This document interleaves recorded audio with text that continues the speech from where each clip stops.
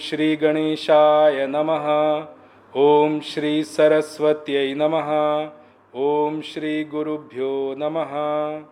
Satchidanandarupaya Vishvotpatyadihetave Tapatraya Vinashaya Shri Krishnaya Vayam Numaha. Shri Krishnaya Vayam Numaha. Vasudeva Sutam Devam Kamsachanuramardanam Devaki Paramanandam Krishnam Vande Jagadgurum. Krishnam Vande Jagadgurum. Mukam Karoti Vachalam Panghum Langhayate Girim Yat Kripa Tamaham Vande Paramananda Madhavam. Paramananda Madhavam. Om Vang Me Manasi Pratisthita Mano Me Vachi Pratishthitam Aviravirma Edhi Vedasya Ma'anistha Shrutam Me Ma Prahasihi Anena Dhitena Ahoratran Sandadhami Ridam Vadishyami Satyam Vadishyami Tanmam Avatu Tadvaktaram Avatu Avatu Mam Avatu Vaktaram Avatu Vaktaram. Om Shanti Shanti Shanti.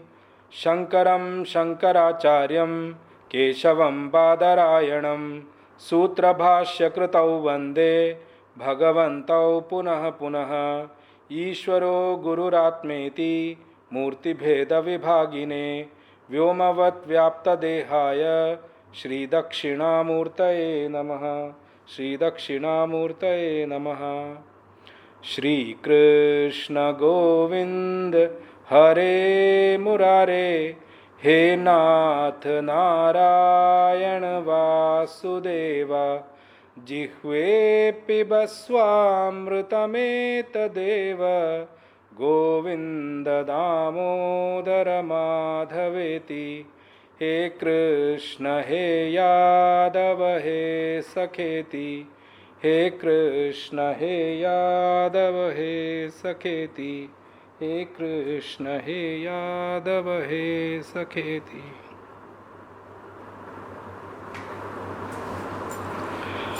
So we were seeing the 25th and the 26th shloka. Till 26th we have started seeing last week. I'll read the 25th and 26th shloka now and then get straight into the explanation.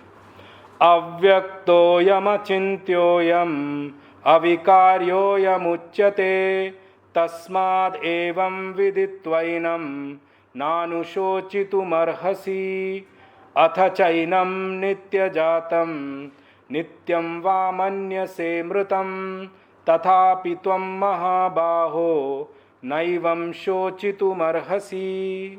So Bhagwan, completely coming to the end of his topic of explaining the self, he is summarizing in one shloka, 25th. I told you 18, 21st and 25th shlokas are summary of whatever Bhagwan is saying in before those shlokas. So he is summarizing that, is saying that this self, which he explained from 11th onwards up to 24, he is saying it is what? Avyaktam. The simpler meaning of avyaktam means actually that which is unmanifest. And I explained you last time, the unmanifest can also be divided into two portions. One is Maya, which we call as avyakt. One is self, which is avyakt. But the difference is, Maya is avyakt also and it is agyat. It's not known, cannot be known also. But this self, even though it is avyakt, but it is not unknown. It is not agyat. But that doesn't mean it is gyat also. but it is not unknown also. There are people who have realized the self and understood the self and become one with the self also. Without knowing the self, you can't become one with, no? To become one, you have to know that self first. When he uses the word avyaktam, vyaktam and avyaktam, you need to understand in one way. How do we understand objects? Objects we know through these 5 things. What? There are 5 organ of knowledge for us. Eye, ear, nose, tongue and skin. Touch we call it. Okay, skin. These are the 5 organs of perception, or we call it 5 organs of knowledge. We in Sanskrit use, or Hindi we say it, Jnanendriya. These are all organs of knowledge. And there are then 5 organs of action which are explained separately. So they separate this thing. So when we say to know, how do we know an object? We know an object through any of these 5 senses, depending upon when they become manifest in front of those senses. For example, to know a form, it needs to come in front of our eyes. Okay, only the thing which come in front of our eyes we can know, right? For any word or shabda to know, it needs to fall into our ears. Our ears need to come in contact with that word or that sound. Okay, that's how we know from the ears. For a taste to happen, something should touch our tongue. Okay, the tip of the tongue has got the taste bud. That's how we taste. Smell, only something when it comes in contact with our nose. There are many smells outside, but we can't smell all of them unless and until our nose comes in contact with that sense. Hence, we cannot come to know what smell it is all about. Okay, the touch, unless and until something touches us, we can't know. So, for any object to be known, it needs to first come in front of these 5 senses, which means they have to be in a form of manifest. They have to व्यक्त ना. अगर इन इंद्रियों के सामने व्यक्त होंगे तभी तो उनको ग्रहण करोगे आप. अगर अव्यक्त है तो अव्यक्त को कैसे ग्रहण करोगे? He says this self is of the nature of avyakta. When he is trying to say avyakta here, he is trying to say that this self cannot be an object of knowledge of any of these 5 organs of perception. Okay? So that means eyes cannot see it, ears cannot hear about the actual self, tongue cannot taste it, touch doesn't feel it, nose cannot smell it. That's why he uses the word avyakta here. Why it is not known by these organs of perception? I left it last time, so that's why I'm starting it from here. Because this self is the light because of which these senses know. Means, it is behind these senses because of this light of consciousness falling on these 5 organs of perception or knowledge. These organs are able to perceive. If this light is not there, those organs have no ability to perceive on its own. I'll explain it in a different way. You see your BMI chart today. It's very important. I forgot it, so you have to see your own charts which I send you. See what happens when an external object comes in front, manifested in front of the body. That means it's manifested in the physical body.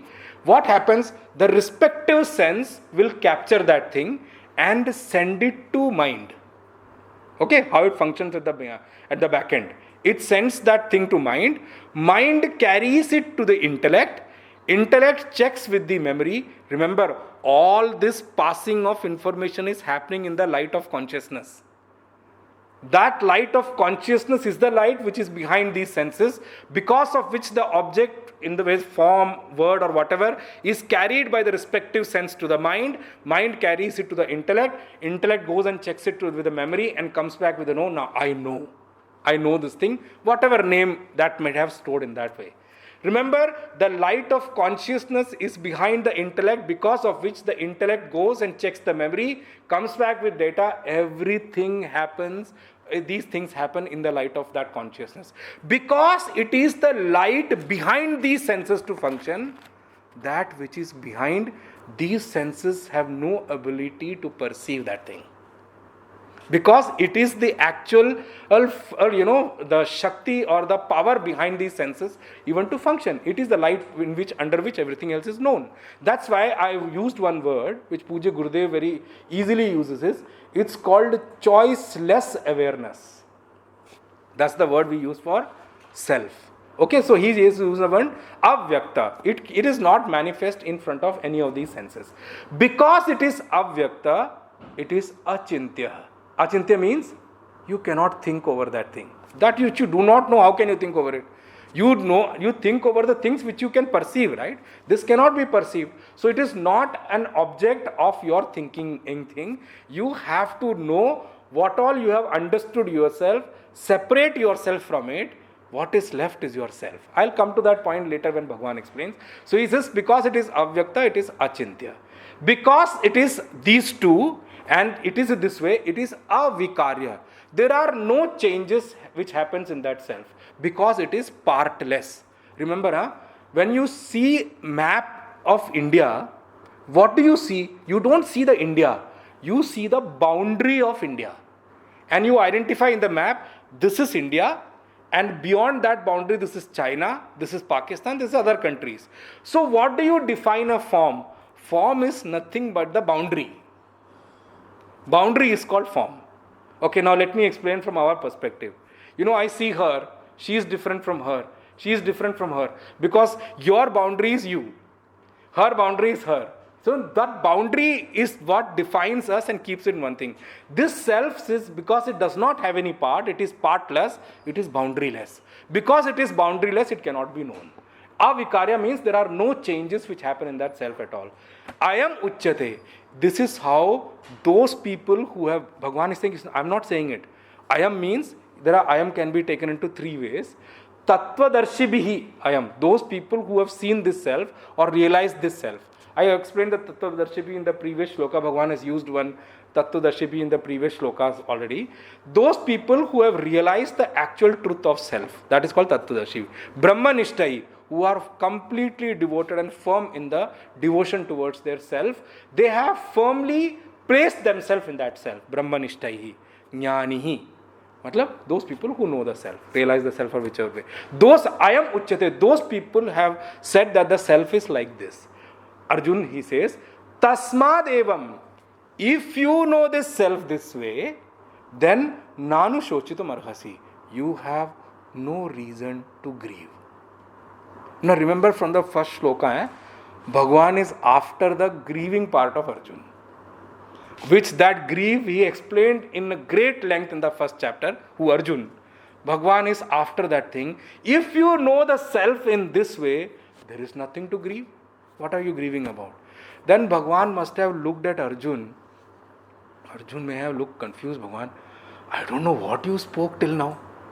I have no idea this self, and I have never studied this, all these things what you're talking about now. It's a completely new topic for me. And I am already disturbed. Arjun was disturbed when he said all that thing. And now remember, such a subtle topic, completely new. If we are not disturbed also, it's very difficult to understand. Now you think the state of Arjun, who's standing in a disturbed manner, he has to go and kill these people and fight, and then you are telling all these self-knowledge. So Bhagavan must have seen a complete blank look on Arjun. So Bhagavan now shifted the gear. Poor guy. Now he is a teacher. Bhagavan has to come to the level of Arjun to explain him what to understand. So that's why Bhagavan shifts the gear. Okay, you may not have understood the self what I said till now. Doesn't matter. But remember, if Bhagavan knew, there is one question which should come into our mind. If Bhagavan knew that Arjun is not going to understand, then why speak so many shlokas like 11 to 25th Bhagavan are already spoken? Why there was a need? Because remember one thing, every problem has got two kind of solutions. One is permanent solution, one is temporary solution. This you all know. I don't have to explain you. Any problem which come in our life has got two solutions. One is permanent, one is temporary. Remember, Shoka and Moha, which I picked up since the beginning, there were two things he said. Sorrow and our misconception about things, which is called delusion, Moha, which is explaining as attachment or whichever way you can see it. All that comes under Moha. I explained it in quite length in the beginning. Shoka and Moha is the only two problem which draws us into sadness in our whole life. Bhagavan is after that. So Bhagavan says one word, Shoka and Moha in its entirety can be resolved only when you know the supreme nature of the self, And once you understand and know that self, there is no reason for shoka at all. That is what Bhagavan says, na anushochitum arhasi. Once you know this, there is no reason left for shoka and moha. Okay, now I must use one word here. It is very easy said that you know the self and everything is gone. Now let's come back to the transactional world here and say, so Bhagavan says, let me step back, leave that topic of self in that way. But remember why Bhagavan said this in the whole phrase is that even if you can't understand it, you know this topic, the seed of that knowledge will fall into your intellect somewhere. When I told you in one of the classes also, when the right kind of environment comes, right kind of temperament comes, when the right kind of moisture comes in your intellect, those knowledge seeds will start sprouting up and will become a tree one day. So there is no harm, even if you not understood, let it, give your attention, let it fall into your intellect. That's why Bhagavan said it, because that is the ultimate solution of removal of shoka, removal of sorrow. So Bhagavan understood. Now let me just get to the level of Arjuna and try to explain him. He says, that's okay if you not understood. Now the next question should come is that, what do you understand yourself to be? This is a question which is thrown to all of us. You may not have known the real nature of the self. That question I'll leave it aside for 1 minute. But at least answer me, what do you know yourself to be? This question each one of us has to introspect ourselves. There are a couple of answers which I'll give you myself when we get into this. You understand that what all we have understood ourselves to be, that is how we are going to resolve the sorrow and the kind of delusion we have in our life. If we have understand us to be X, I'm going to come to that point. There is certain X point I'm giving you. If we have understood ourselves to be that, you have enough reason of sorrow and delusion in your life, and good luck, you cannot come out of them in this life at all if you are at X level.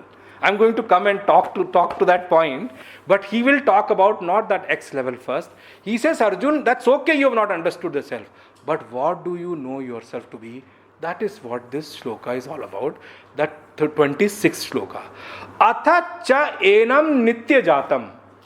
If you have understood the self to be born again and again. Okay? That some people, when you ask them, who are you? See, I do not know who am I, but I know one thing for sure, that I have taken innumerous births in my whole span of life. I don't know which birth I was in last. That is not my question. But I know one thing for sure, I have come from innumerous births. That is the level of understanding of some people. That's a good understanding. At least you realize that you come from somewhere else. If you realized you have come from somewhere else, then you will also know one thing, that you are going to go also somewhere else. Okay, na? If you know that you come from somewhere, that means this life is not my end. I have come from innumerous births means I am also going to go into some other births after this life. This body will fall off here. The only thing which I cannot get back is the same body. I didn't say same life. I didn't say the same kind of life. There are some people who have done enough good things in life to get a human birth in the next life also. They may get a human body, but one thing is for sure, the same body you cannot get. Now, I'll step back.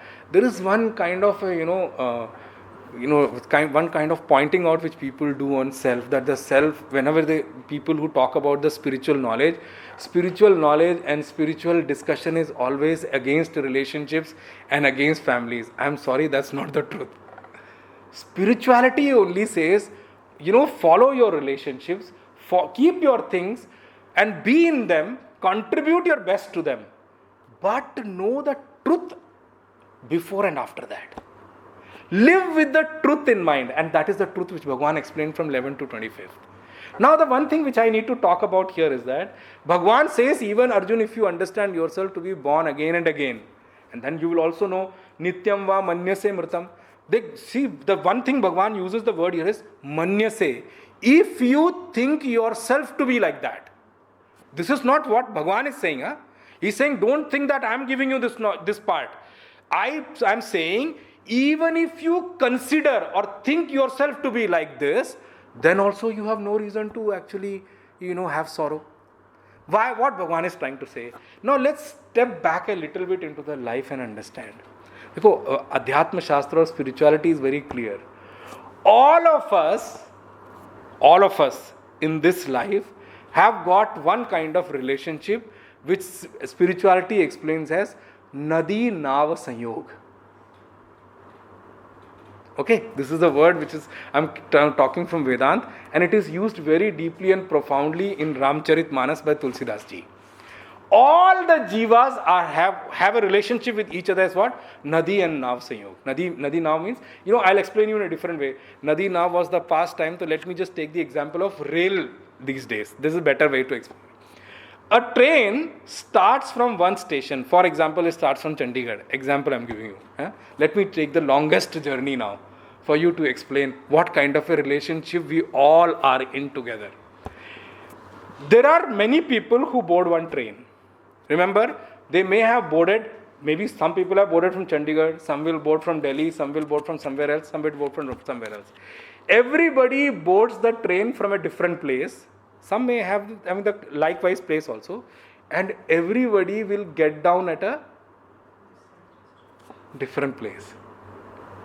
Everybody's reservation in the train is from X place to Y place.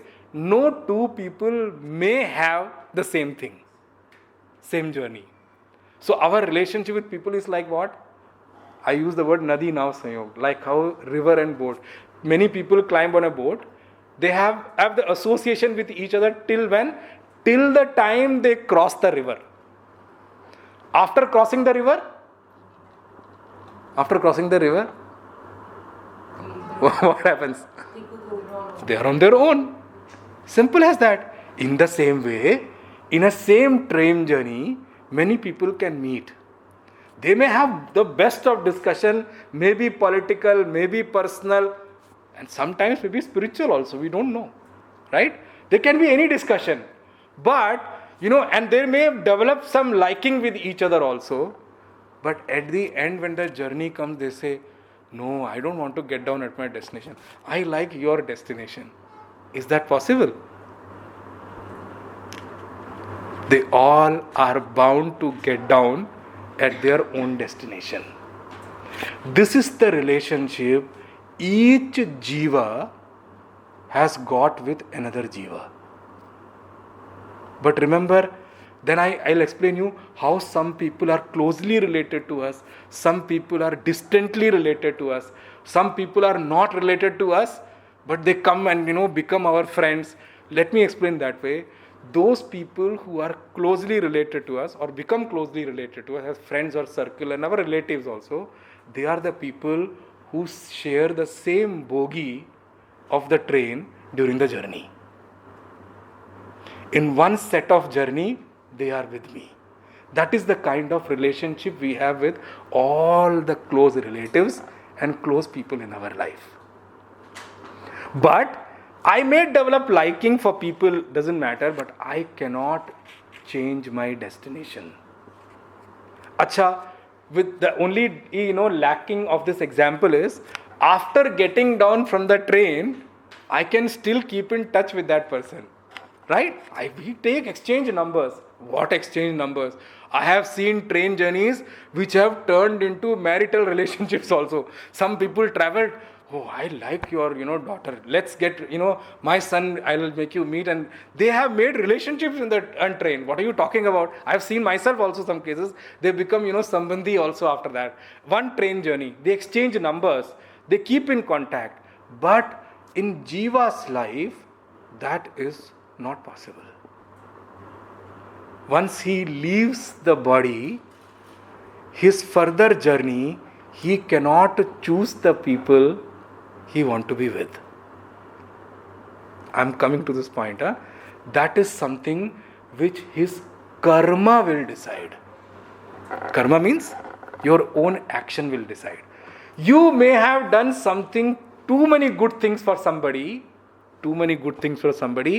and that the person may not have got enough opportunity to return it back to you. The person will have to come in next life in some form to return what you have done.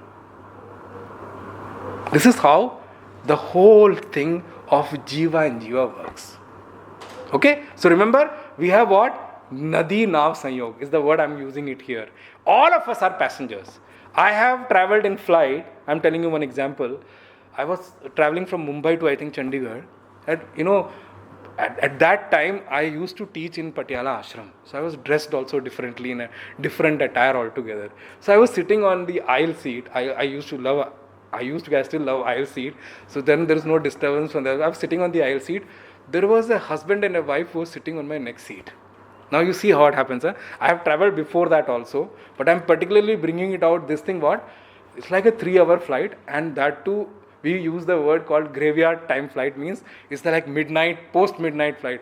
It was supposed to fly from 12 midnight from Pune and get down at Chandigarh at 2 a.m. or 3 a.m. or something like that. It was like that flight. So you are feeling sleepy also. But what happened? This couple, they both were maybe interested in spirituality. They started one conversation. About the self.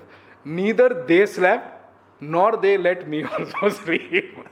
But the thing is, when we got down, we were completely fresh. We didn't know where the flight time went. Because the association was so good that the journey, the tiredness of journey and the sleep was not known.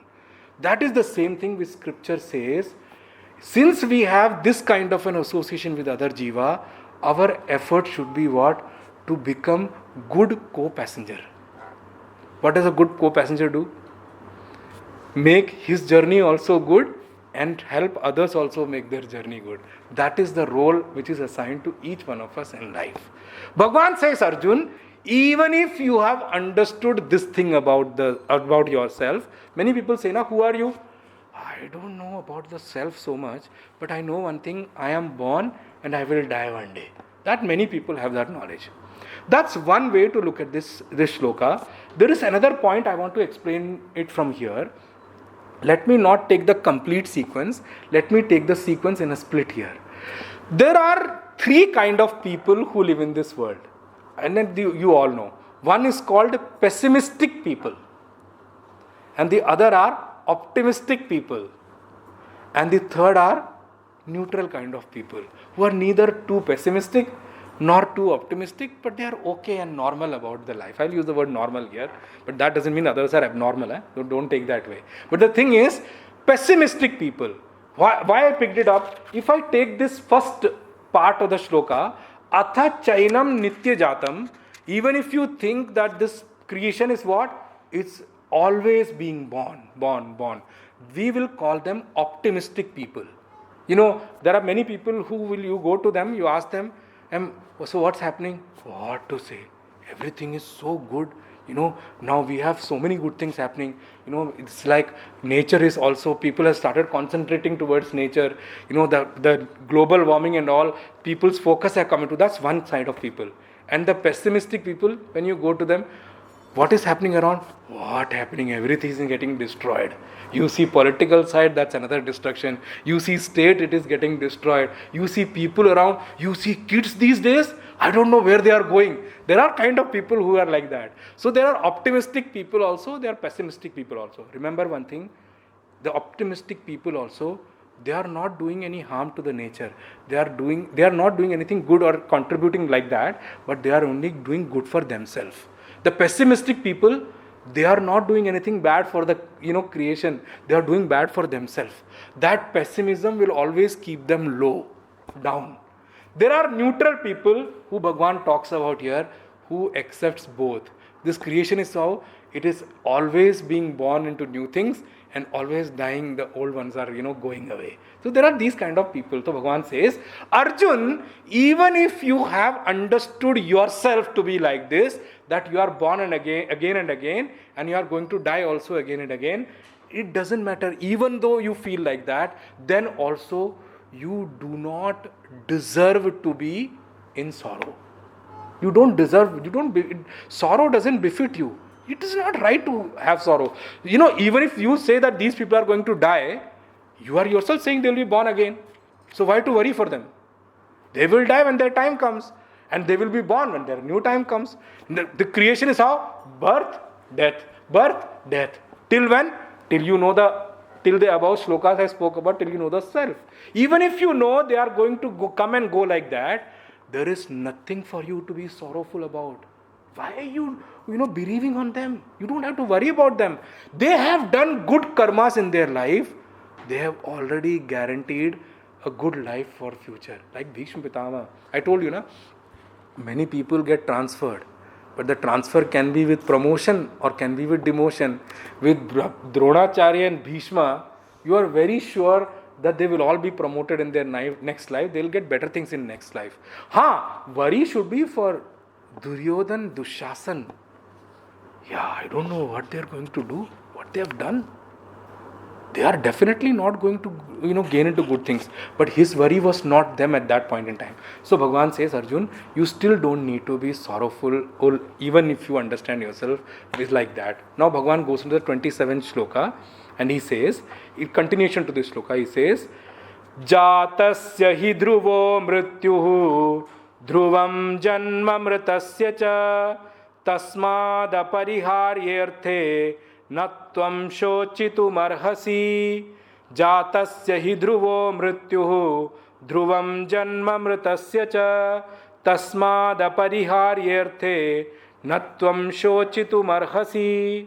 Arjun, know this for sure, jatasya hi dhruvo mrityu. Whatever is born,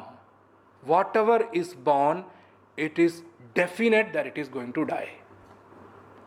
Remember, he has made it for everyone. Nobody is an exception here. It is for, when you use this word, don't only talk about us as the living things, it is for the objects also. So, Bhagavan is saying, whatever best object may come in your life, you need to remember one day it has to get worn out. Right?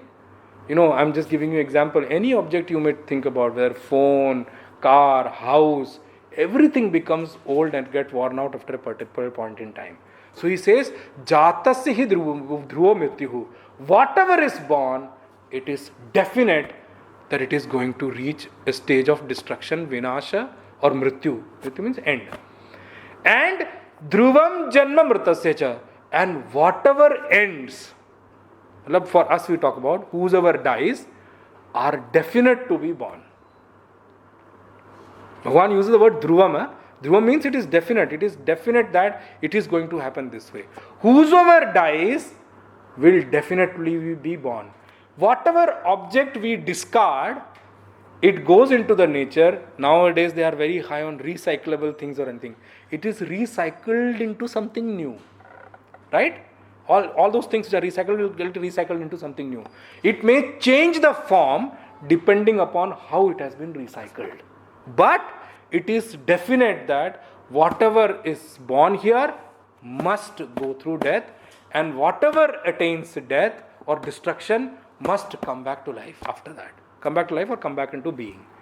Arjun, if this law of nature is like that, and it is certain it is going to happen like that, he uses the word tasmad apariharya artha. Pariharya means that which you cannot change or which you cannot solve. Parihar matlab solve karna. It is a problem, if you think this is a problem, that everything is dying and getting born again, and whatever is born is dying afterwards. If this is a problem, it is not something which you can resolve. Means you cannot change anything in this creation to be permanent. Somebody may do yoga, somebody may drink amrita, nothing matters. Many tried. After the Ravan also tried to become Amar. Hiranyakashipu also tried. What happened?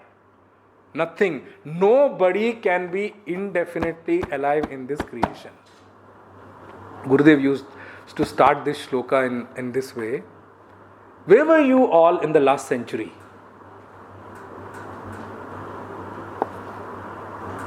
I think I was there, but I don't know where. Where will you be in the next century? I'm sure I will be there, but I don't know where.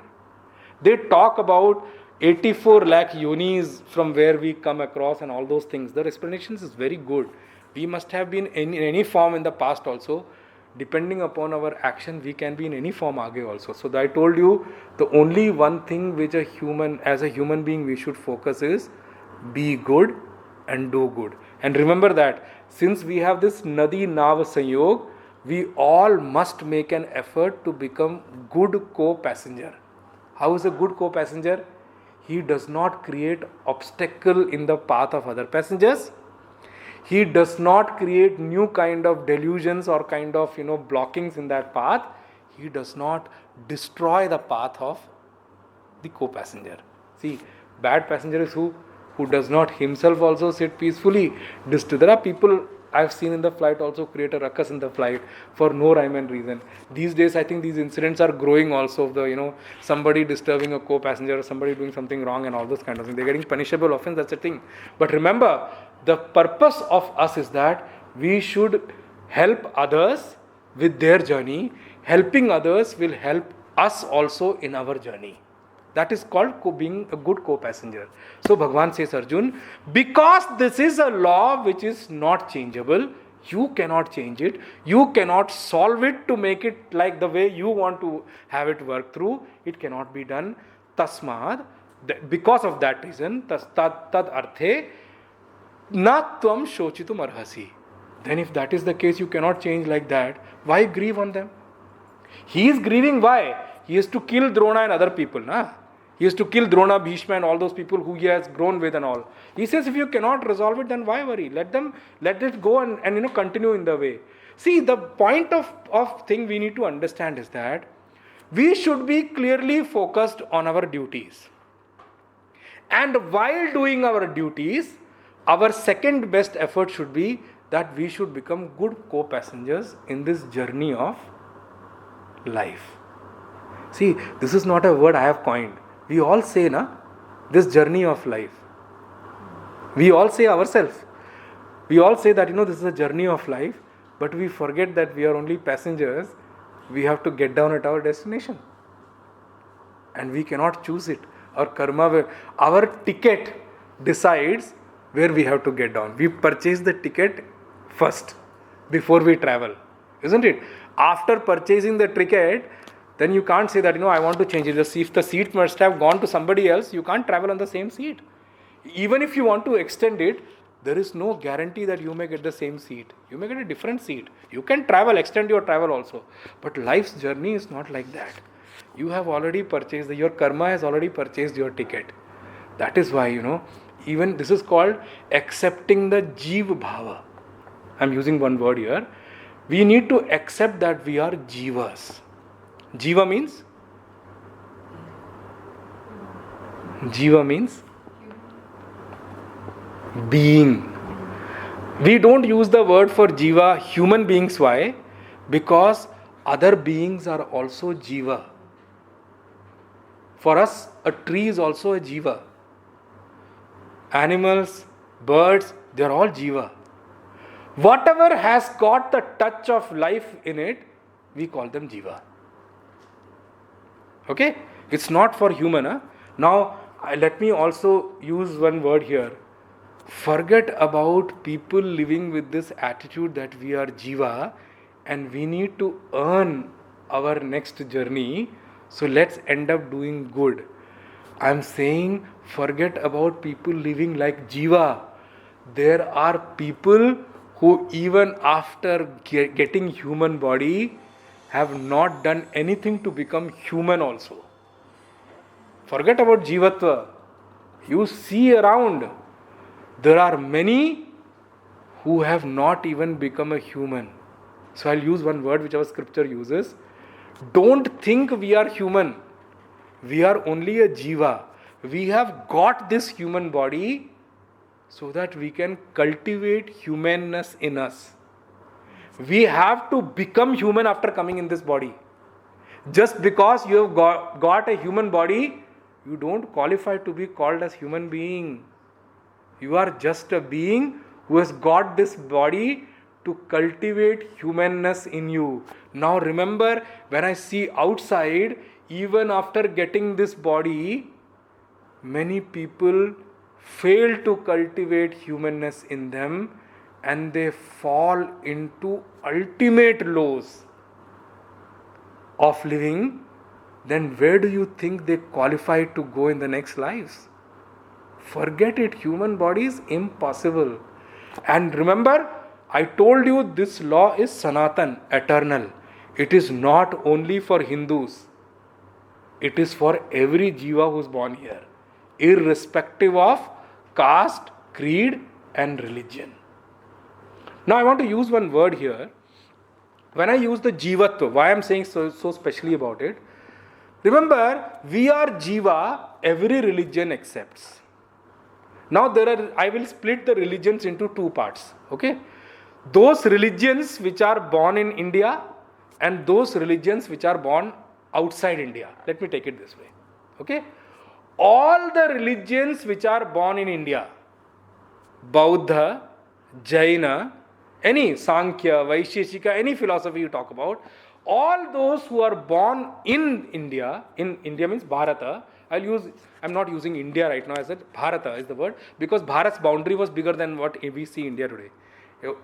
Okay, so apparently, all those religions which are born in Bharatvarsha, they all have accepted this fact that Jiva is Anadi. Anadi means he is coming from time immemorial. So, he will be in this life and he will go also into some next lives. Why I separated the religions born outside? The religions born outside, they consider it little differently. They consider that this is our first birth. This human body is our first birth. And in the later births, we will go into next lives. They understand that the journey is not doesn't end with the human body. They understand the journey will continue after this. But the only philosophical concept where they are a little different from us is that they think that it is the first birth of us. Human body is the first birth. But that is where they are little different. I'm not going to come into wrong or right over there, but I'm just splitting in this way.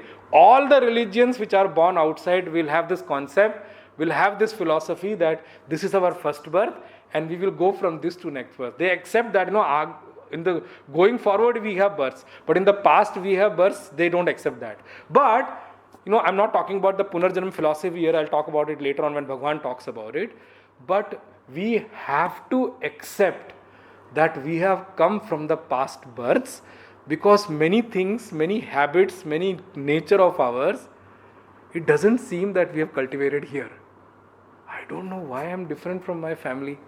I don't know, I have nothing. Many parents say, man, I have 2 kids, both of them are so different from each other. Sometimes they say also, I don't know who this guy has gone on in that way. I don't know who this person has gone upon. His nature doesn't coincide with any one of us in the family. But the thing is, actually we are all bringing nature and things from the past lives. We have had innumerous births in the past. It's not about this creation of now in this yuga. I'm talking about from how many yugas we have been coming, we do not know. That's why Vedanta used one word which I'm going to tell you. Jivatva jo hai, wo anadi hai. Jivatva matlab, we being a jivatva being a being, the beingness is actually coming from time immemorial. We don't know from where we are coming from. We can only So it is not important for you to know also where you're coming from. How is it important? It is important for you to know what you can cultivate now and go. Forget about what has happened. See, I'll tell you one thing. Everything which nature gives has got a message in it. I think God must have created day and night also, keeping some spiritual thing in mind. Why? There was an Amma who used to serve Pujya Gurudev, Swami Chinmayanandji. She was a great devotee of Pujya Gurudev. And then later times when she retired back to Chennai and all.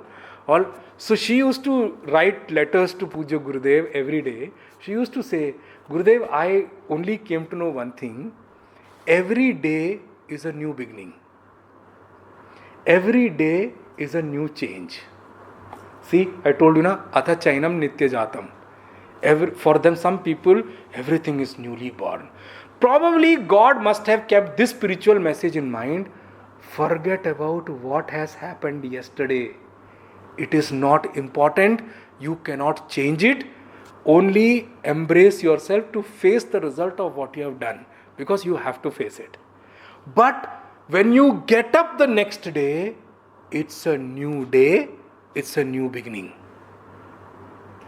Whatever may have happened last night, he has given such a beautiful thing called a deep sleep or whatever phase, that we can get fresh the next day, forgetting or with completely erased memory of yesterday. Only when we try to recall and then we repent, oh, what did I do? What did I do?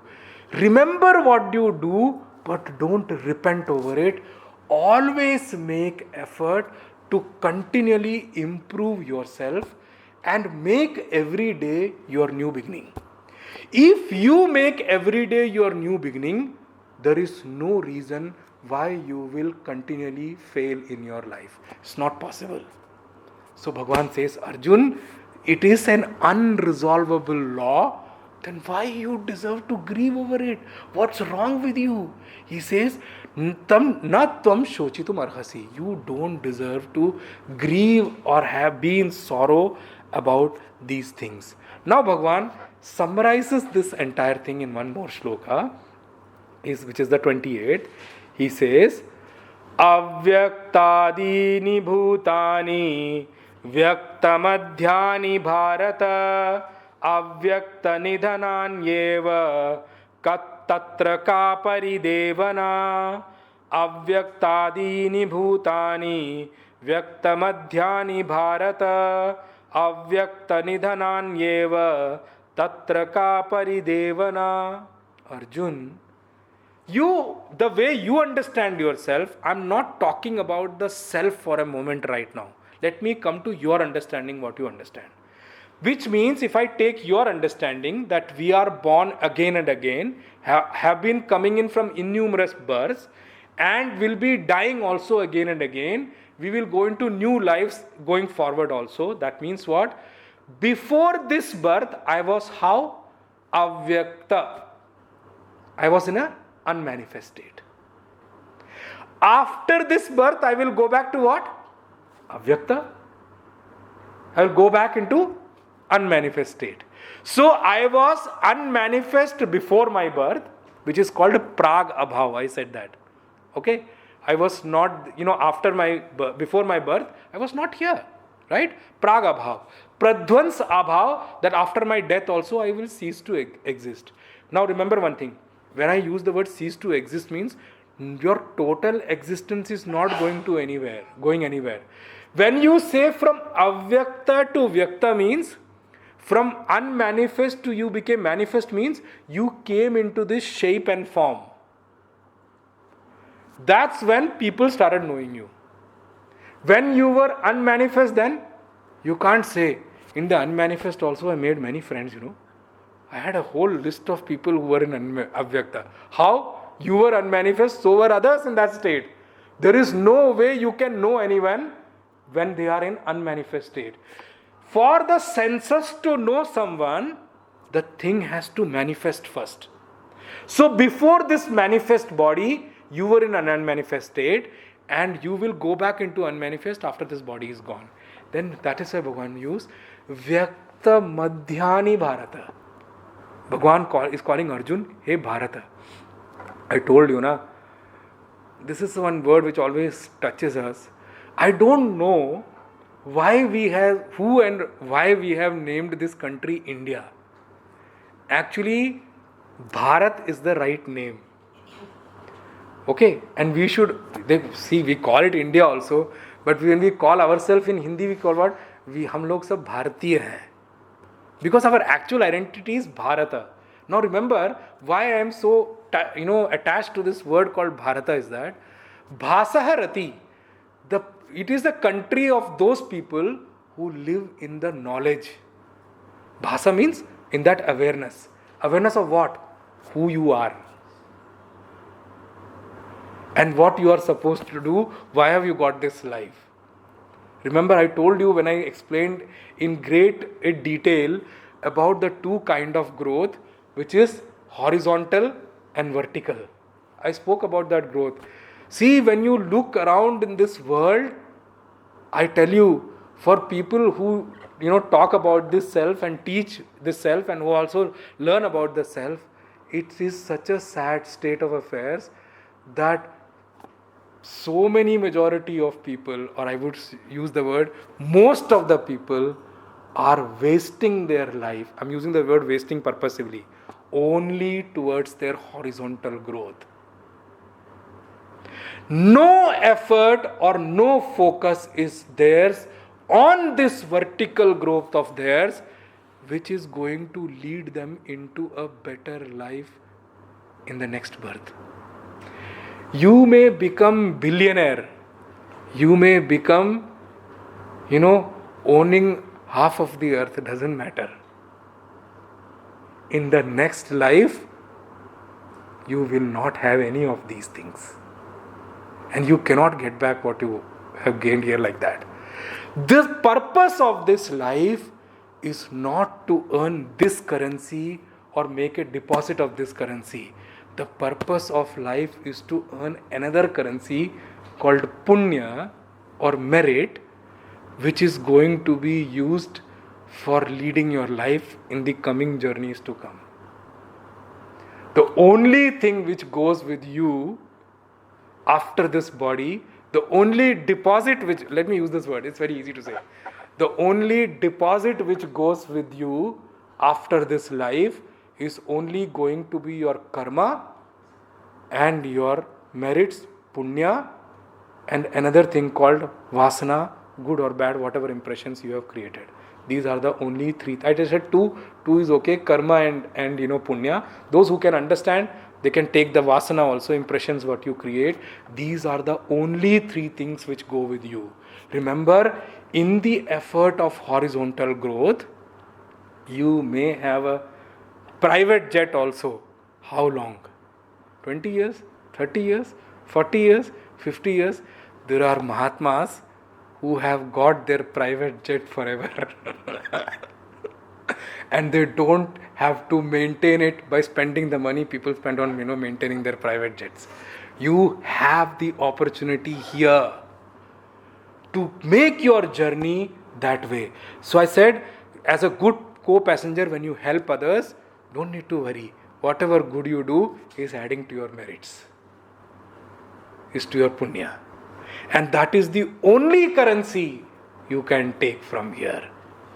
I will give one example here. Yesterday, I was the President of United States of America. I had my own, I was flying in Air Force One.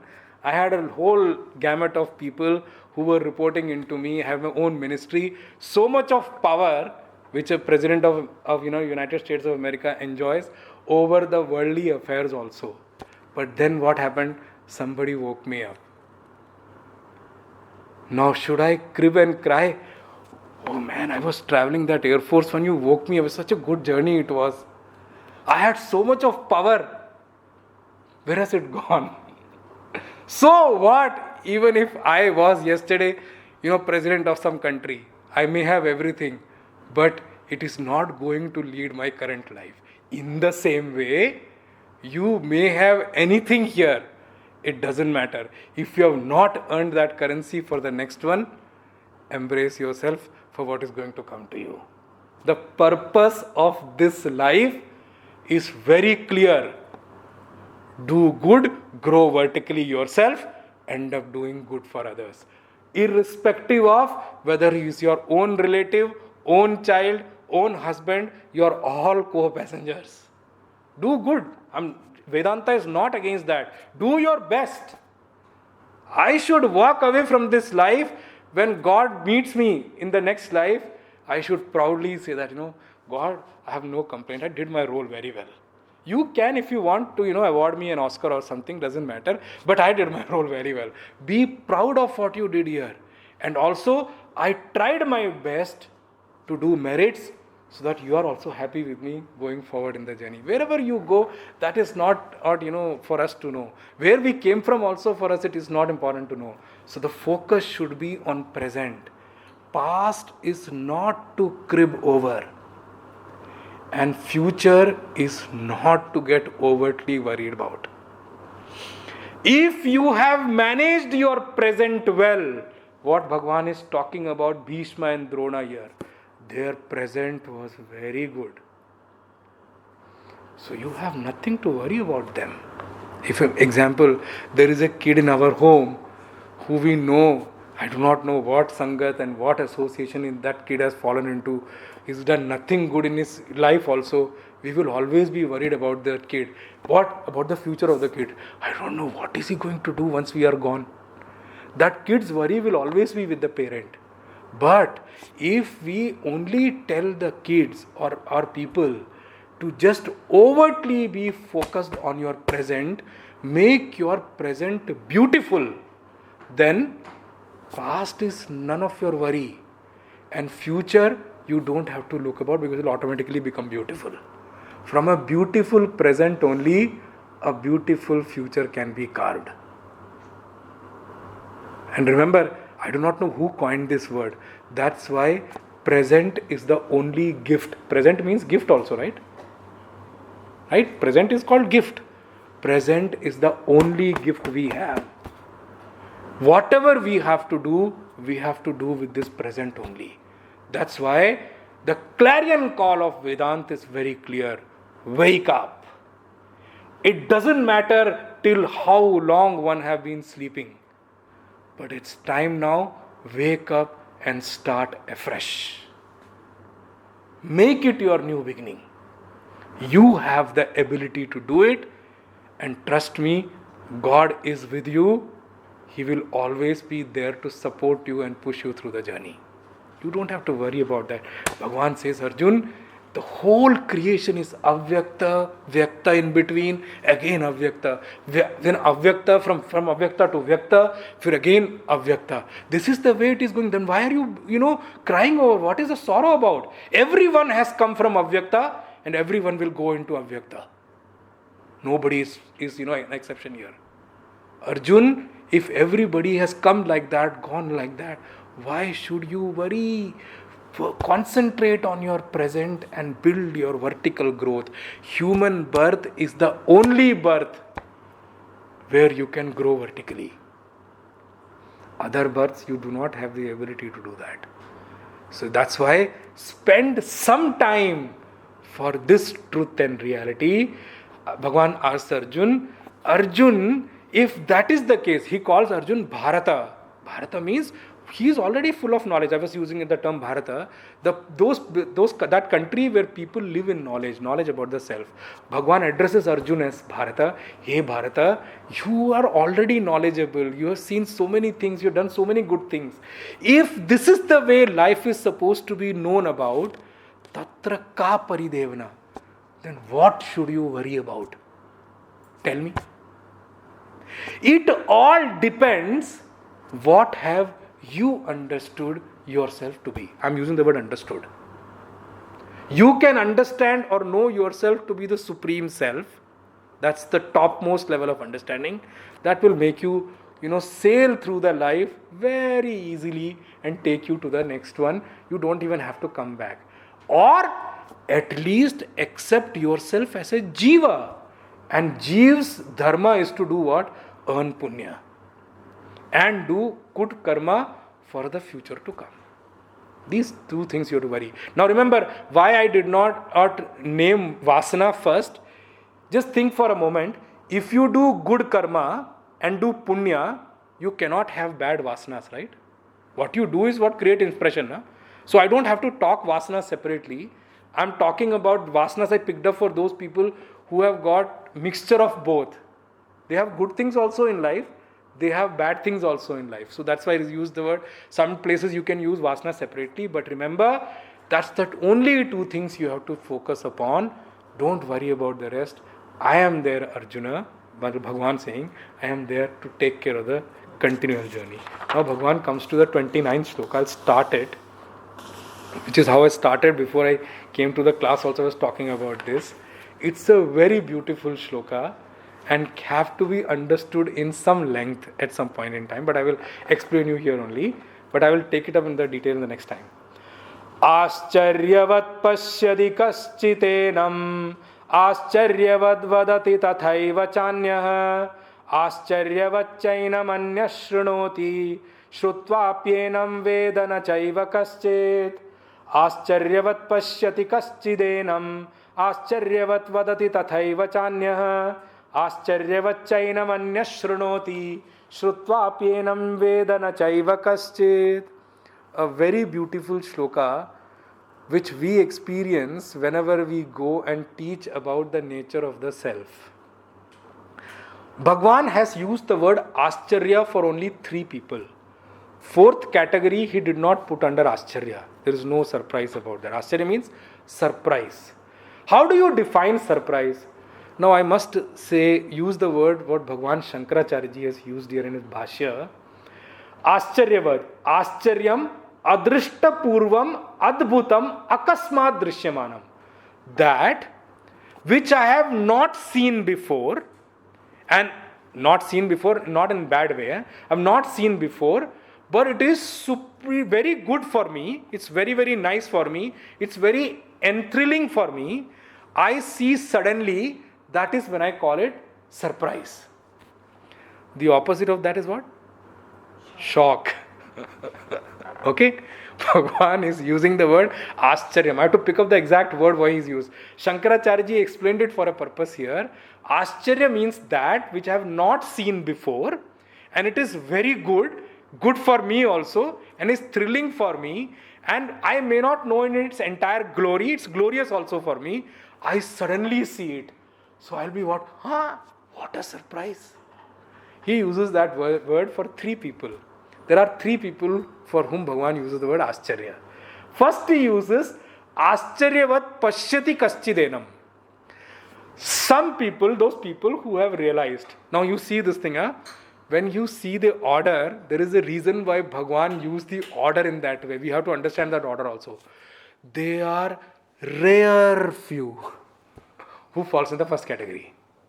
They are amongst the zillions and billions of jiva, they are only rare few who have realized the self.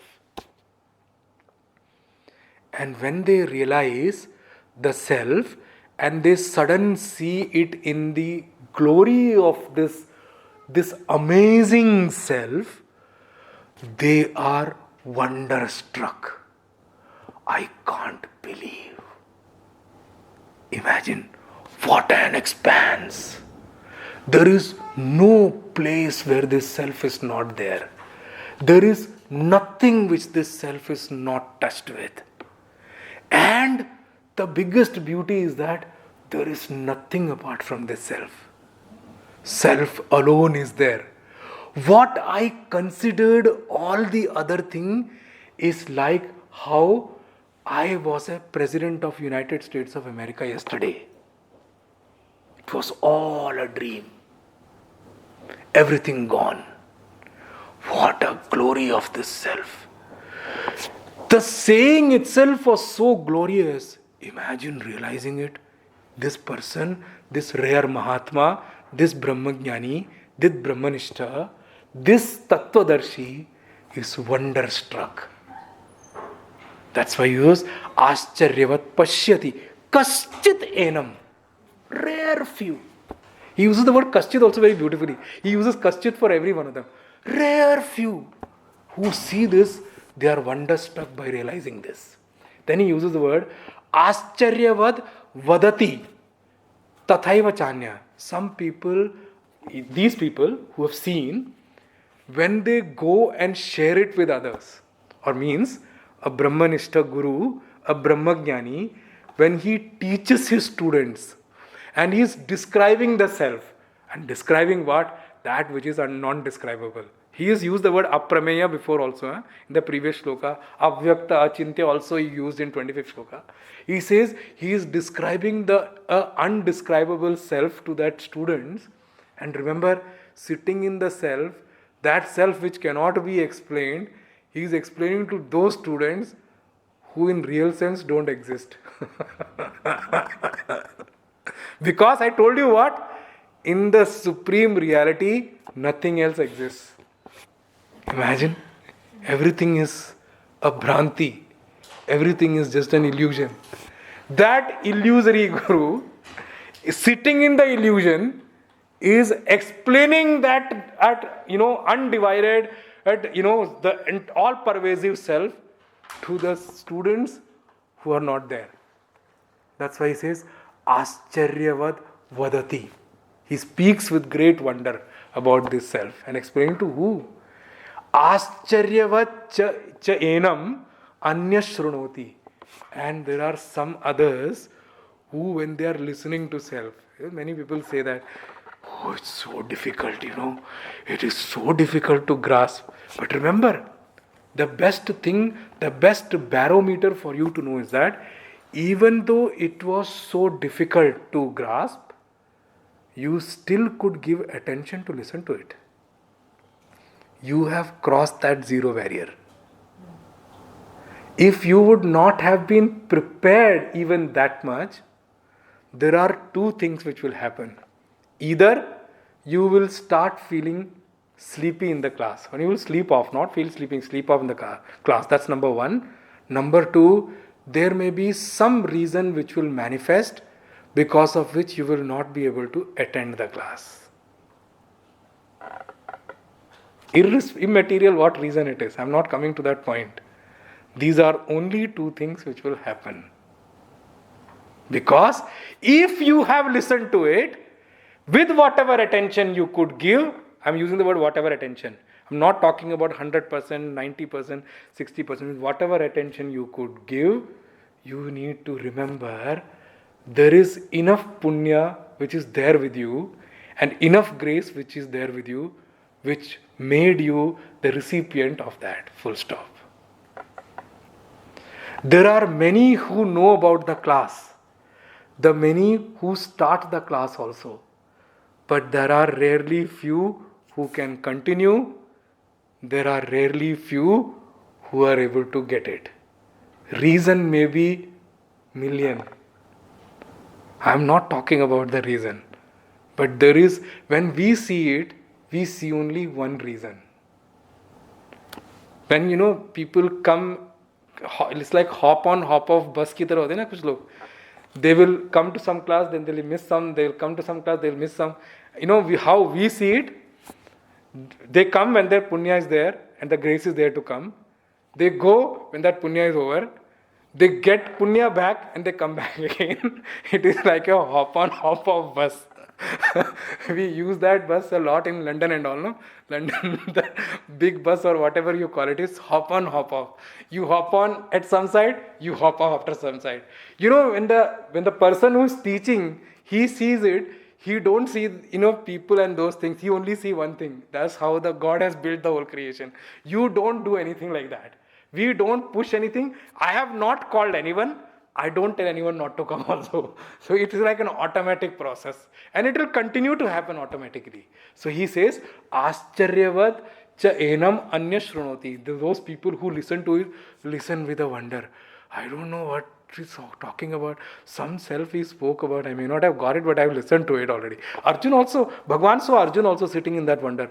Bhagwan, I am asking you that should I do the war or not? I don't know what self and all you are explaining and coming to that point. Last point is very important. He says, Shrutvapi enam na veheda kaschit, na chaiva kaschit. Many can be counted in that. He did not use the word ascharya for them. Even after listening also, there are many who do not come to know. Shrutvapi enam na veda. They don't come to know also. This is what the great supreme reality is all about. Rest we will see in the next class. Kayena vacha manasendriyairva buddhya atmana va prakrite svabhavat karomi adyat sakalam parasmai narayanaeti samarpayami Sriman Narayanaeti samarpayami. Om Purnamadah Purnamidam Purnat Purnamudachyate Purnasya Purnamadaya Purnameva Vashishyate. Om Shanti Shanti Shanti. Harihi Om Shri Gurubhyo Namaha. Harihi Om Om Tat Sat.